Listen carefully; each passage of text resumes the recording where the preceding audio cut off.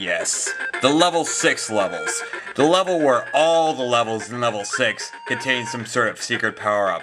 Now here, you remember this part, right? Uh-oh, uh-oh. Fuck. What the hell? Wheel! You're useless! Fucking... Okay, let's run into the enemy some more, why not? Okay, now for this part... for this next part, your secret switch lies between this door, but... Your secret switch is on the door in the bottom, but you can't go through it because the door requires some sort of hammer or something like that. Now, I did have a hammer at the beginning of the level, but... stupid fish guys have to run into me. Okay, now to do this... You gotta get a combination of both the fireball and the spark. If you get a combination of both the fire and the fireball and the fire, per se, you end up getting a wheel. Which is useless! Okay, hold on a second. Let's cut footage. Okay. After about 10,000 tries, you finally get a mixture of both the spark and the fireball. And yeah, you end up getting the hammer. Yay, I'm special. Okay, with the hammer you can finally bash through this block and get to the next one. The next secret switch. One switch down, and I don't know how the hell many I have to go. You get the museum right there. What that museum contains? Shit, I forgot. Wheel!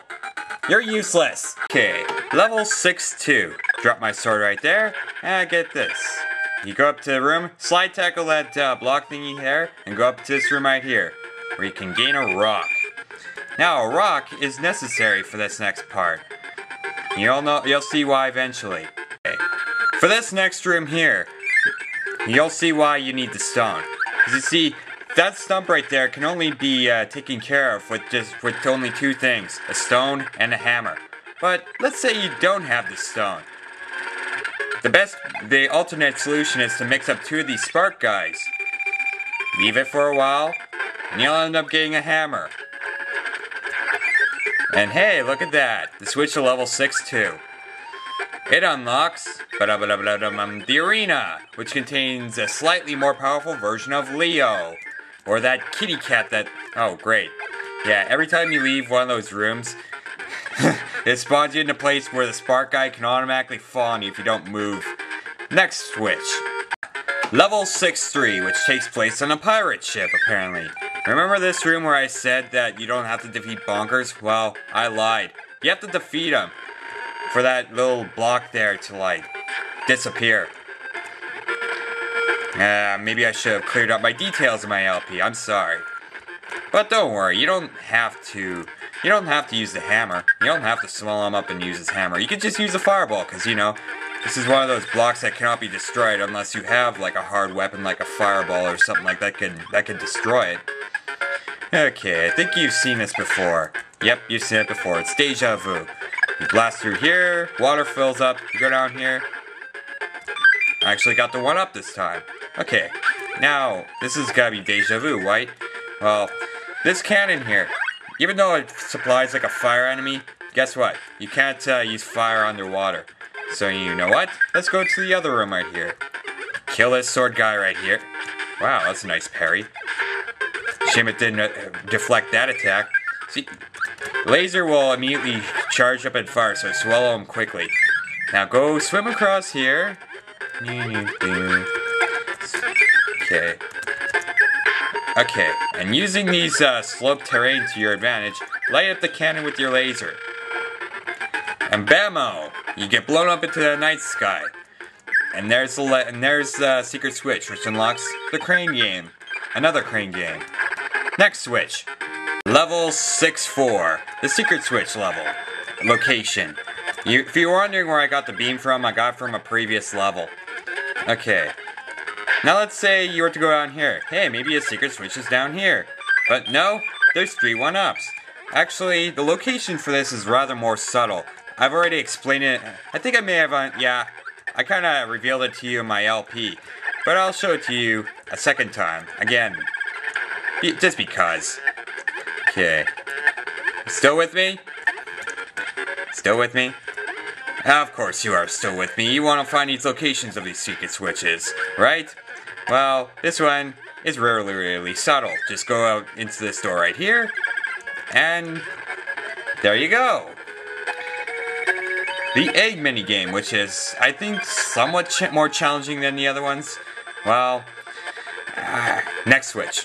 Now, I might warn you, the secret switch in level 6-5, how to obtain it, is a real colossal fucking pain in the ass. Okay, now, I'll explain why. Okay? Knock that one out. And you knock this one out.